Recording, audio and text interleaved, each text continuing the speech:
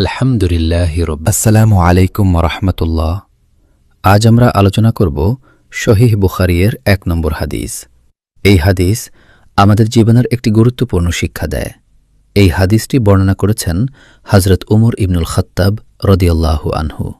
হাদিসে এসেছে, ইন্নামাল আমালু বিন্নিয়াত ওয়া ইন্নামা লিকুল্লি ইমরিইম মা নাওয়া, অর্থাৎ কাজের ফলাফল নিয়তের উপর নির্ভর করে, আর মানুষ তার নিয়ত অনুযায়ী প্রতিফল পাবে।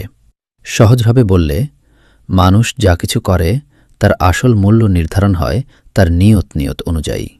এই হাদিস থেকে আমরা বুঝতে পারি, ইসলামে শুধু কাজ করাই যথেষ্ট না, কাজের পেছনের উদ্দেশ্য খুব গুরুত্বপূর্ণ। নিয়ত ঠিক না হলে বড় কাজও মূল্যহীন হয়ে যেতে পারে, আর নিয়ত ভালো হলে ছোট কাজও ইবাদতে পরিণত হয়। ধরুন, একজন মানুষ দান করল, একজনকে সাহায্য করল। একজনের নিয়ত ছিল আল্লাহর সন্তুষ্টি, আরেকজনের নিয়ত ছিল মানুষকে দেখানো। দেখতে একই কাজ, কিন্তু আল্লাহর কাছে ফলাফল আলাদা হবে। এই হাদিস আমাদের শিক্ষা দেয়, প্রতিটি কাজের আগে নিয়ত ঠিক করতে হবে। আল্লাহ অন্তরের নিয়ত অনুযায়ী প্রতিদান দেন। প্রতিটি আমলকে আল্লাহর জন্য খালিস করতে হবে। সহিহ বুখারী। তাই আমরা চেষ্টা করি এই শিক্ষাটা জীবনে মানার।